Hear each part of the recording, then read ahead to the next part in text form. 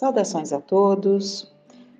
No livro Nos Domínios da Mediunidade, no capítulo Pensamento e Mediunidade, em que André Luiz nos relata a palavra instrutiva que se deu no momento dos términos da sessão em que André Luiz participava, e era uma sessão, né?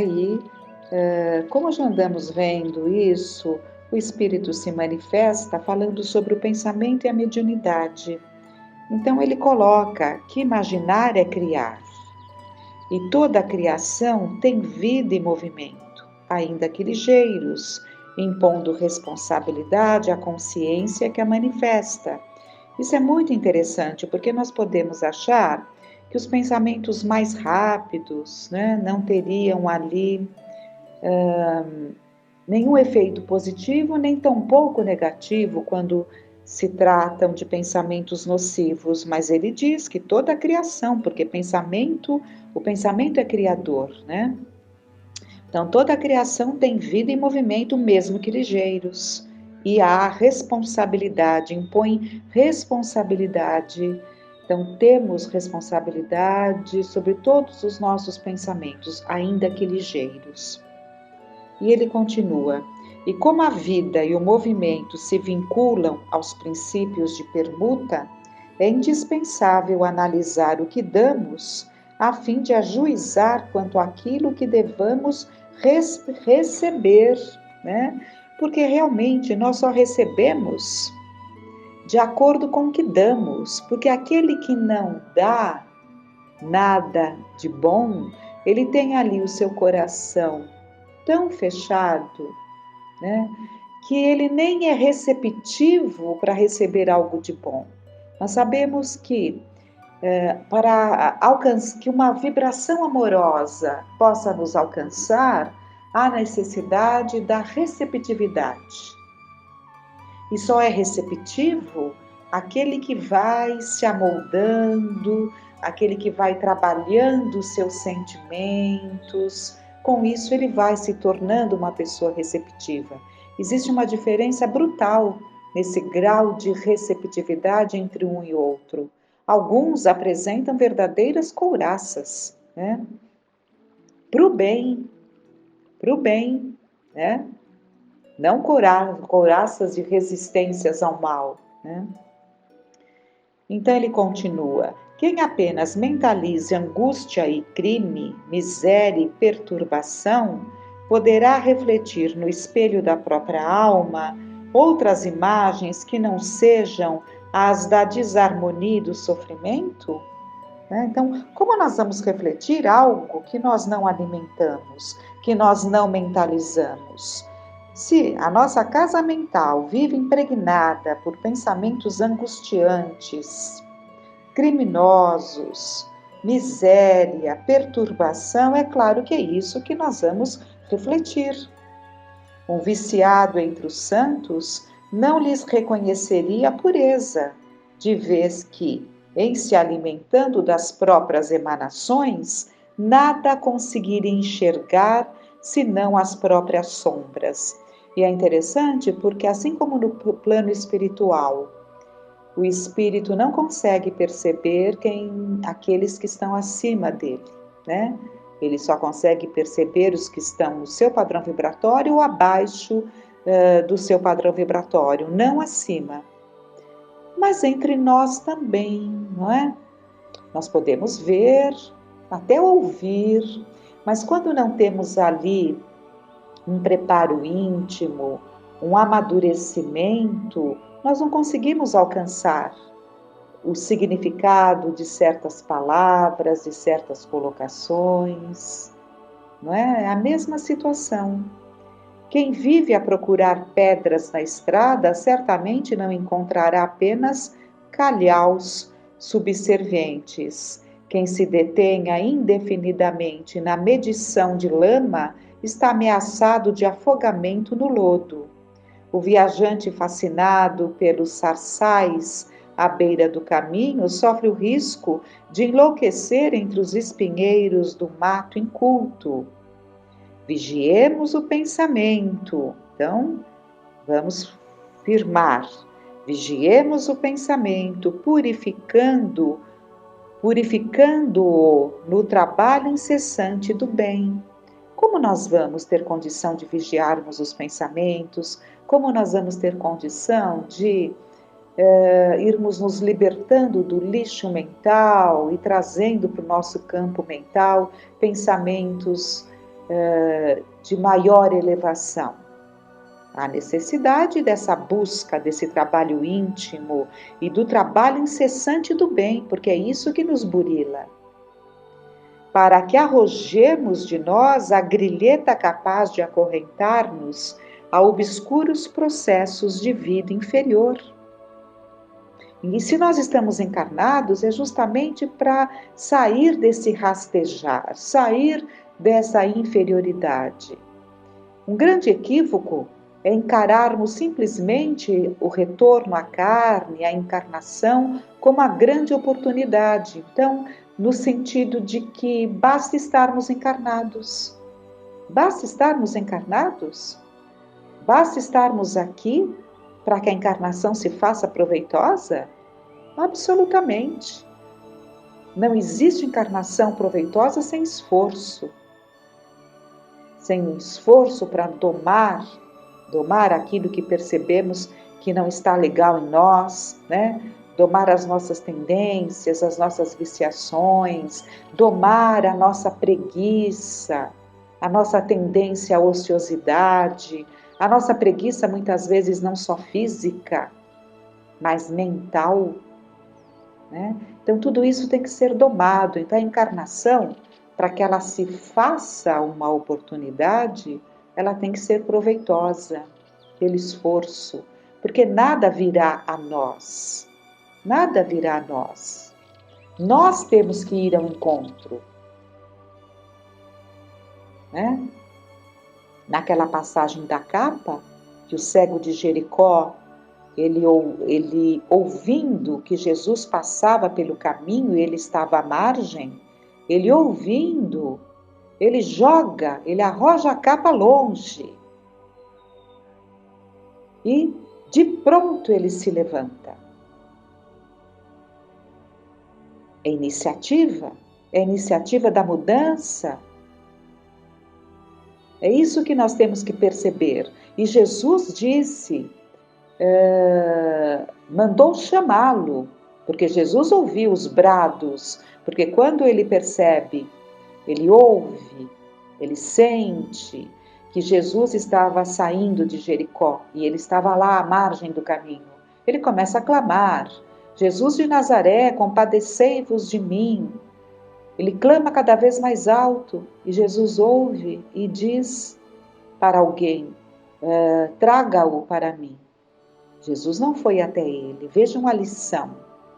Traga-o, porque nós temos que buscar. As mãos estão estendidas nos aguardando, mas nós temos que ter o movimento, né? Então, e tudo começa no pensamento, como sabemos. E ele coloca aqui, né? Vamos voltar aqui. Pelo pensamento, escravizamo-nos a troncos de suplício infernal, sentenciando-nos por vezes a séculos de peregrinação nos trilhos da dor e da morte. A mediunidade torturada não é senão o enlace de almas comprometidas em aflitivas provações nos lances do reajuste. Então, a mediunidade torturada, as obsessões instaladas, elas apontam para aflitivas provações que vêm de situações em que nos comprometemos. Então, há necessidade desse reajustamento. A encarnação vem como um bem justamente para isso. E para abreviar o tormento que flagela de 1000 modos a consciência reencarnada ou desencarnada, quando nas grades expiatórias, é imprescindível atender à renovação mental, único meio de recuperação da harmonia. Então, é tudo no campo mental. É a renovação mental, porque a renovação mental, ela leva a mudanças de atitudes. Aliás, só para nos renovarmos mentalmente, exige de nós muita mudança. muita mudança. Então, essa é a ordem, né? Digamos assim. E ele continua: satisfazer-se alguém com o rótulo em matéria religiosa, sem qualquer esforço de sublimação interior, é tão perigoso para a alma quanto deter uma designação honorífica entre os homens com menosprezo pela responsabilidade que ela impõe. Muito, muito importante. Nós nos satisfazermos por estarmos ligados a no nosso caso, a uma casa espírita, né? Então, satisfazer-se alguém com o rótulo de que somos espíritas, o rótulo de que somos de outras crenças, satisfazer-se apenas com isso, sem o esforço da sublimação interior, é o mesmo que recebermos ali um determinado cargo e não cumprirmos com as nossas responsabilidades, não honrarmos aquele cargo que recebemos, né? De nada adianta, mas o que acaba acontecendo? Muitas vezes nós achamos que é suficiente, que é mais do que suficiente o nosso hábito, a nossa frequência, e achamos que está tudo certo, porque não analisamos profundamente as razões de estarmos encarnados, os porquês de estarmos encarnados, né? O programa definido, delineado, idealizado para que desenvolvêssemos enquanto estamos aqui. Acabamos preferindo os desvios, né? Vamos buscando os atalhos que sempre trazem consequências mais difíceis. A partir do momento que é um atalho, teremos que retomar ao caminho. Nos afastamos do caminho reto, do caminho ideal, que é aquele caminho que foi combinado, idealizado, desejado, inclusive por cada um de nós, e que tanto aguardamos, e acabamos nos desviando, né? E com isso, muitas vezes, podemos nos deparar com tantas complicações na vida, e justamente derivadas desses desvios, porque nos afastamos daquilo que foi idealizado, né?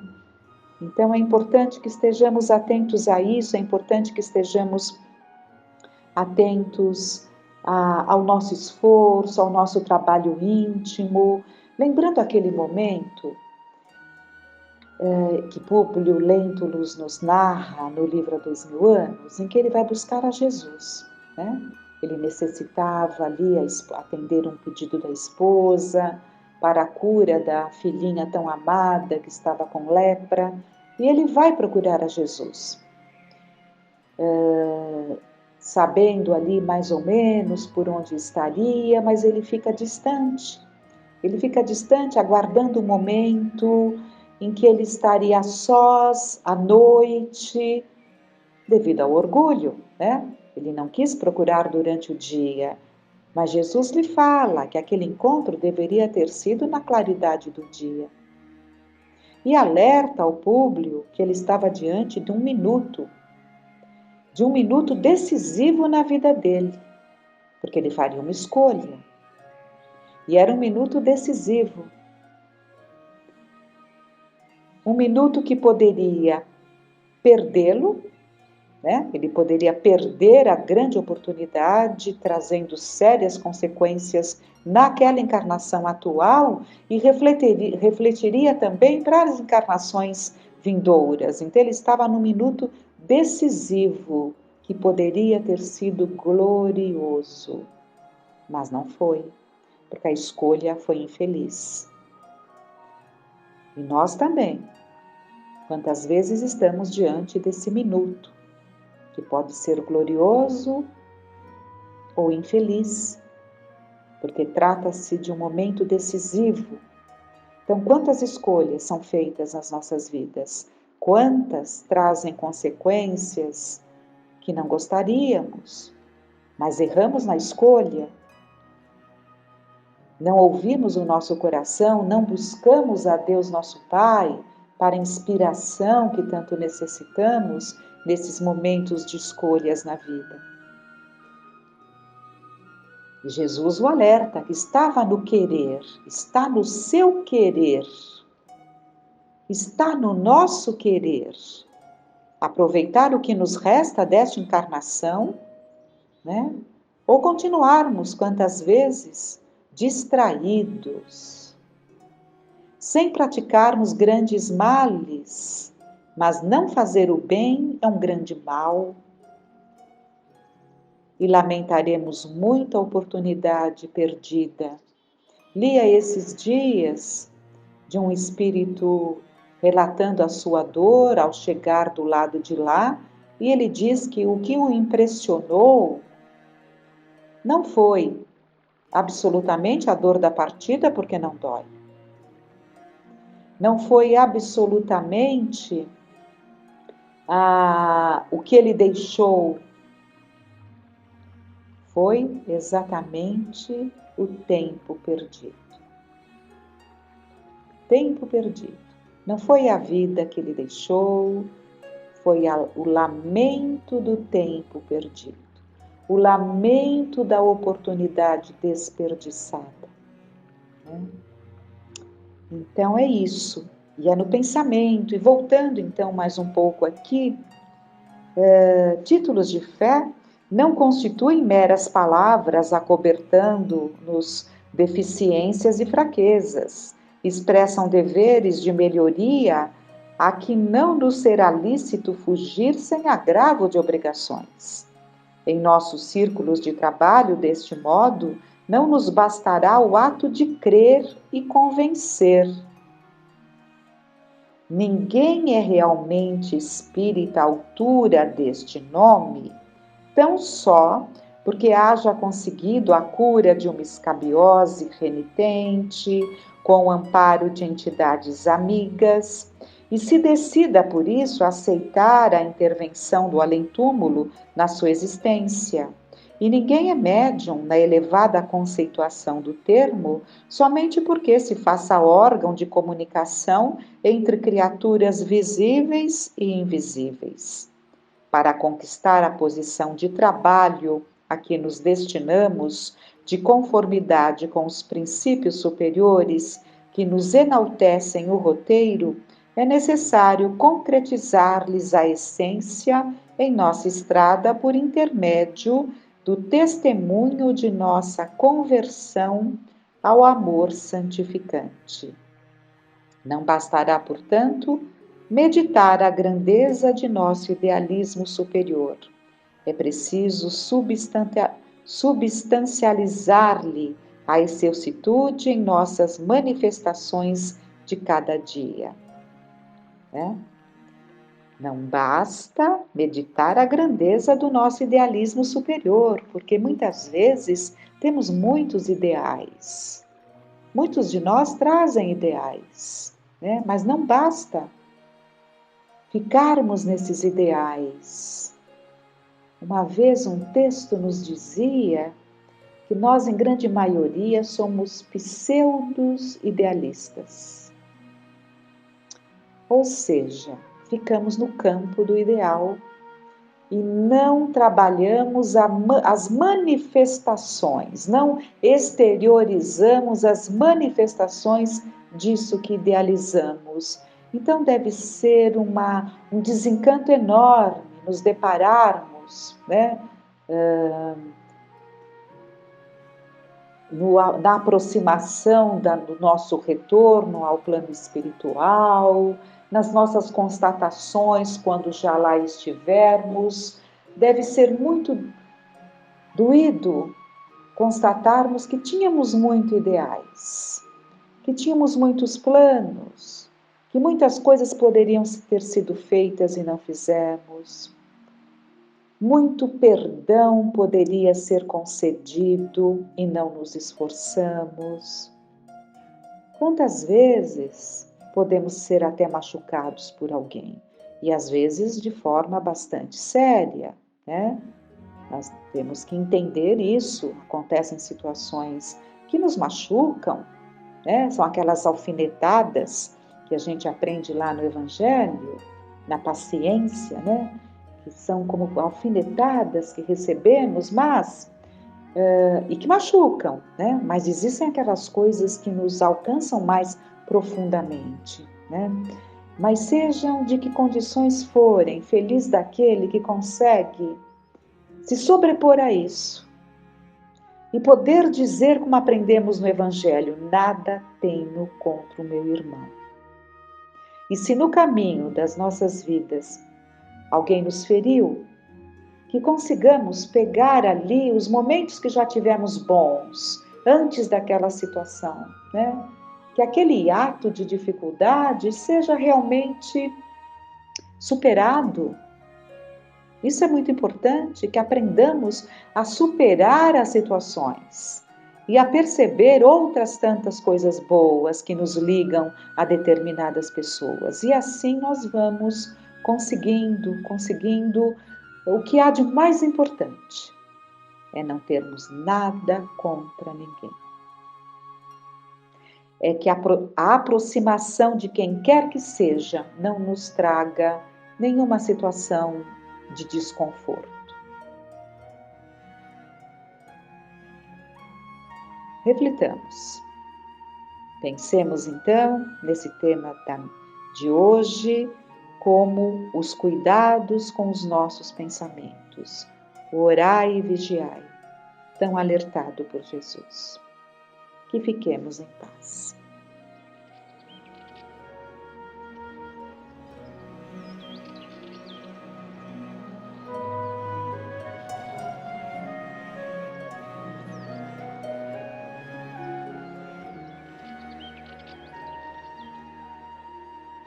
Olá a todos, vamos iniciando mais uma reunião, sempre gratos a Deus, nosso Pai, nosso Criador, a Jesus, nosso Mestre, e a Frei Fabiana, os Espíritos amigos que nos amparam, que nos sustentam. Nós hoje trouxemos do livro Missionários da Luz, que é um livro que tem a psicografia de Chico Xavier pelo Espírito de André Luiz, que é o capítulo 8, que se chama No Plano dos Sonhos. É um capítulo bastante interessante, em que a gente vai resumir porque ele é bastante extenso, mas ele trata aqui de um curso que eles estão preparando na espiritualidade, os instrutores estão preparando para capacitação, para preparação de cooperadores, de trabalhadores aqui da Terra. Então a intenção é que quando os encarnados aqui, os que estão vivos, eles dormirem, esse grupo possa então se deslocar até o plano espiritual e lá participarem desses cursos, né? Esses cursos de orientação, que vai tratar bastante sobre mediunidade e outros temas para ajudar esses companheiros no trabalho deles aqui na Terra. É interessante porque nos livros mensageiros a gente vê toda a preparação antes de reencarnar, antes de voltar para a Terra, e a gente vê aqui que essa preparação, esse trabalho orientativo, instrutivo, ele também continua mesmo quando as pessoas estão aqui na Terra. Porque quando elas dormem, nós sabemos que nós podemos frequentar os mais variados lugares, né? Nós nos desprendemos, ficamos ali ligados ao corpo por uma espécie de um cordão fluídico, e nós vamos ali para lugares, ou podemos ir para lugares agradáveis, ajudar num trabalho ali espiritual, receber ali um conselho, reencontrar um familiar que já tenha desencarnado, que já tenha partido, ou podemos ir para lugares difíceis, né? Perseguir alguém, enfim, tudo vai depender ali dos nossos desejos, das nossas intenções, daquilo que nós acalentamos dentro da nossa alma, né? Então isso define para que lugares nós vamos, quais as companhias que nós vamos eleger. E é curioso que esse curso, ele tinha mais ou menos 300 associados, ou seja, 300 pessoas encarnadas que deveriam frequentar esse curso, mas na verdade cerca de 32 somente compareciam, ou seja, pouco mais de 10%, né, que de fato aproveitavam esses momentos ali do repouso noturno, do sono, para irem nesses cursos de aprendizado, né?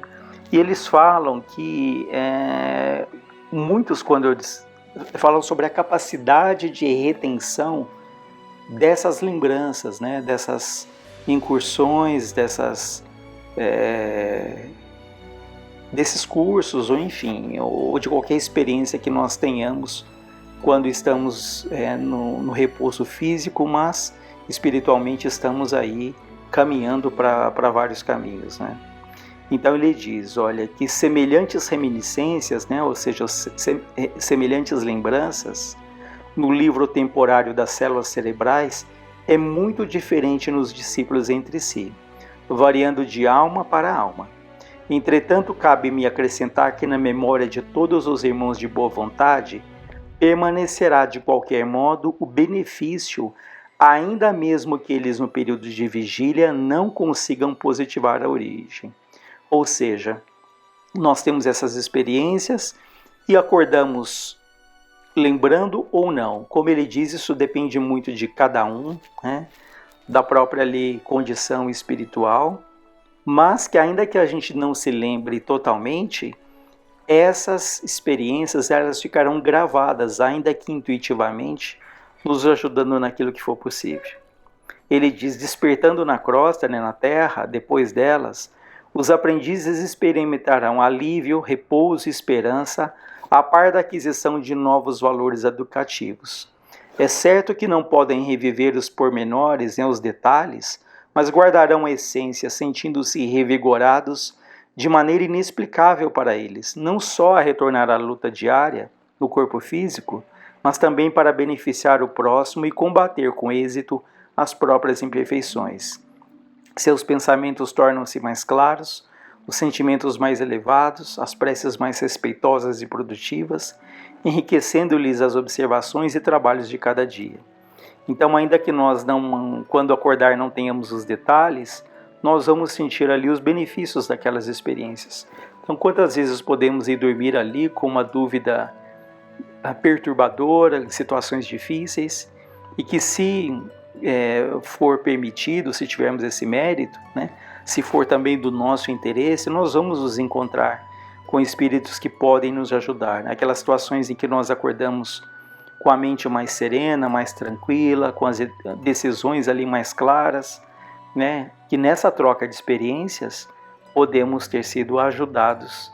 Deus queira que sim, né? Que tenhamos esse merecimento e tenhamos esse desejo de fato de nos encontrarmos ali com espíritos que queiram bem, que pensem bem, que façam, que desejem o bem. Mas às vezes a gente acorda com aquilo tudo muito fragmentado, sem muito sentido, e se a gente tem que lembrar, a gente de repente vai ver um carro ali na rua e daquela imagem do carro, nossa, isso está me lembrando um sonho que eu tive hoje, e aquilo vai ali, as memórias vão se concatenando e aquilo vai fazendo sentido. Se for útil ali, ter uma lembrança mais clara. Se não tivermos, não tenhamos dúvida, como ele fala, que os benefícios serão ali sentidos, ainda que não tenhamos uma consciência plena de detalhes desses encontros que tivemos, não é? E aí eles vão falar um pouquinho sobre a importância ali desses momentos em que nós estamos repousando fisicamente, mas estamos em espírito junto a essas experiências. Ele diz, olha, quando encarnados na Terra, não temos bastante consciência dos serviços realizados durante o sono físico. Contudo, esses trabalhos são inexprimíveis e imensos. Se todos os homens prezassem seriamente o valor da preparação espiritual diante de semelhante gênero de tarefa, certo efetuariam as conquistas mais brilhantes nos domínios psíquicos, ainda mesmo quando ligados aos envoltórios inferiores, né? Ainda mesmo quando estamos ligados ali ao nosso corpo físico, poderíamos ali realizar tarefas bastante importantes, que seriam muito boas para o nosso crescimento. Infelizmente, porém, a maioria das pessoas se vale inconscientemente do repouso noturno para sair à caça de emoções frívolas ou menos dignas. Relaxam as defesas próprias e certos impulsos longamente sopitados, né? Impulsos que são longamente disfarçados, abafados, mas durante ali o período noturno nós podemos extravasar, como ele diz, em todas as direções, por falta de educação espiritual verdadeiramente sentida e vivida. Então, dependendo dos nossos desejos, das nossas escolhas, nós podemos ir para lugares bastante difíceis, frequentarmos locais de prostituição, perseguir, né? Enfim, tudo depende daquilo que nós acalentamos dentro ali de nós. E eles perguntam, mas isso poderia acontecer mesmo com aprendizes de cursos avançados do espiritualismo? Poderiam ser vítimas desses enganos alunos de um instrutor da Ordem de Alexandre? Seja mesmo aqueles espíritos ali que frequentam esses cursos avançados de espiritualidade, poderiam incorrer nessa situação de ir para lugares tão difíceis? Sertório então responde, como não? Sertório é o instrutor. Com referência a essa probabilidade, não tenha qualquer dúvida. Quantos pregam a verdade sem aderirem intimamente a ela? Quantos repetem fórmulas de esperança e de paz, desesperando e perseguindo do fundo do coração? Há sempre muitos chamados em todos os setores de construção e aprimoramento do mundo. Os escolhidos, porém, são sempre poucos. Então nós podemos ali falar do bem, divulgarmos o bem, pregarmos o bem, mas não necessariamente isso reflete aquilo que a gente sente, né? É claro que não se espera ali a perfeição de ninguém, mas o nosso esforço, essa autoanálise, né, a busca ali da humildade, isso é um exercício que cabe ali a todos nós, sobretudo que já temos essas informações aqui tão importantes, né? E ele fala que esses escolhidos não são seres ali especiais, favorecidos pela graça divina, né? Já que a graça divina é sempre a mesma fonte de bênção para todos, né? Deus chama todos os filhos à cooperação em sua obra augusta, mas somente os devotados, os persistentes, os operosos, os fiéis, constroem qualidades eternas que os tornam dignos de grandes tarefas. E reconhecendo-se que as qualidades são frutos de construções nossas, nunca poderemos esquecer que a escolha divina começa pelo esforço de cada um. Então não há um escolhido como um privilegiado por Deus, né? Mas os escolhidos, todos são convidados. Mas quem são os escolhidos? São aqueles que são devotados, como ele diz, persistentes, fiéis, trabalhadores, que vão construindo essas qualidades ao longo do tempo. Porque ninguém é perfeito, ninguém está pronto. Os próprios discípulos ali, Jesus escolheu pessoas que tinham seus conflitos, que tinham as suas dificuldades, né? E não eram poucas, eles discutiam até entre si, mas eram espíritos ali dedicados, trabalhadores, de boa vontade. E é isso que Deus espera de nós. Não a perfeição, mas a nossa boa vontade, o nosso esforço, né? Que gradativamente esse equilíbrio que todos nós queremos, essa paz que todos nós buscamos, ela vai sendo construída dia a dia, degrau a degrau.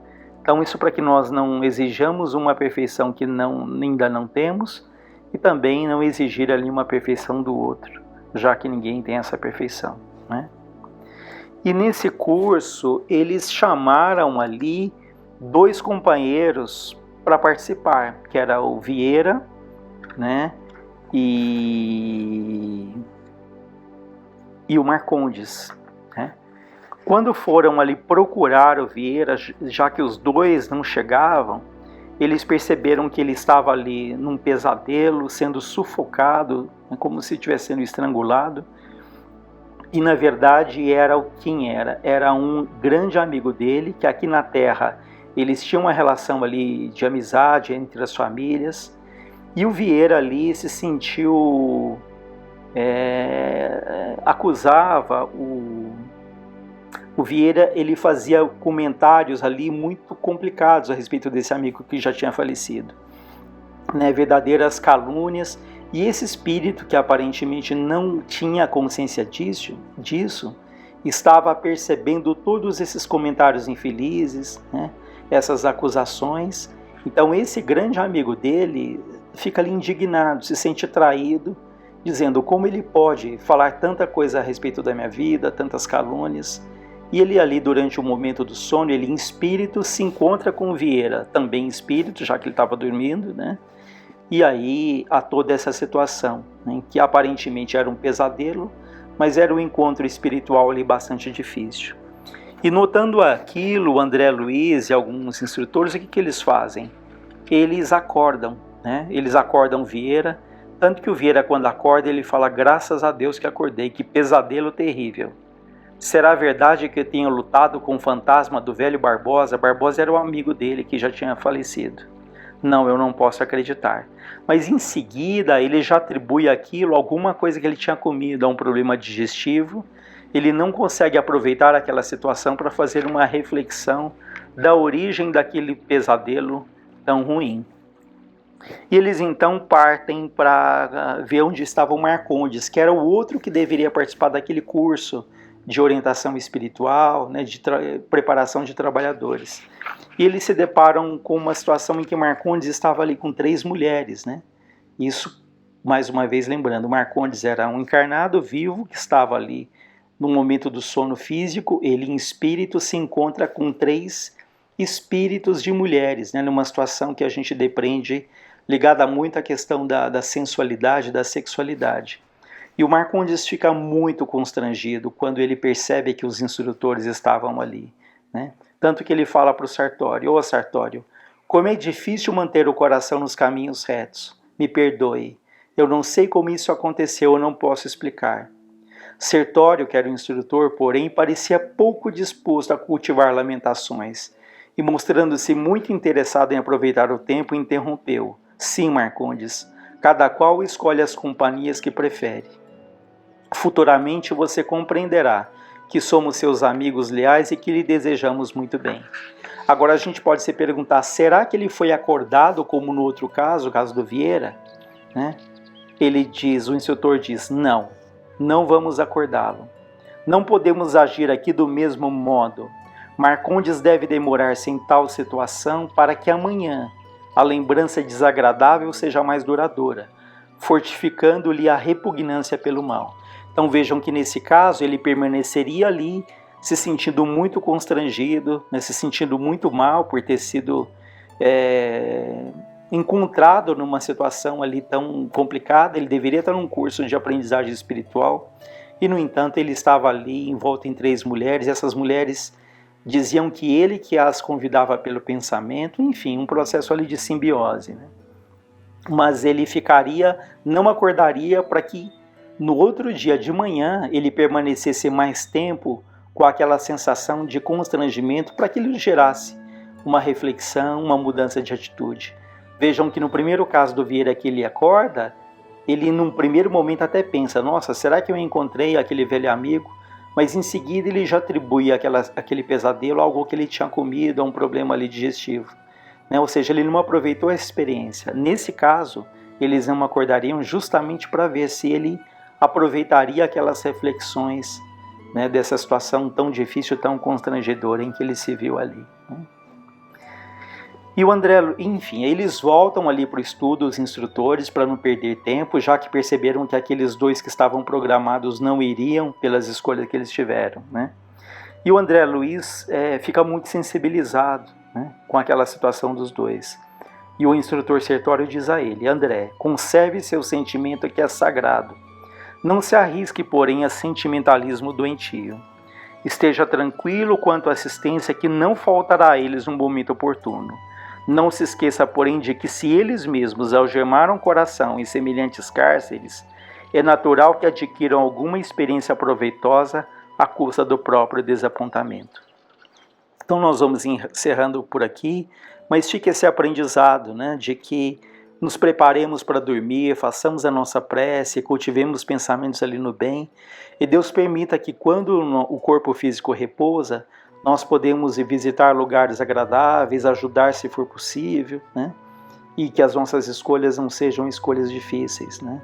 Enfim, as nossas noites refletem como são os nossos dias, elas refletem aquilo que se passa verdadeiramente dentro de cada um de nós. Então, nos mantenhamos ali em prece, fazendo o melhor que pudermos, procurando manter a nossa consciência tranquila, né? Porque quantas vezes nesses períodos ali que nós dormimos, nós podemos ali passar por experiências muito ricas, muito produtivas, de grandes aprendizados.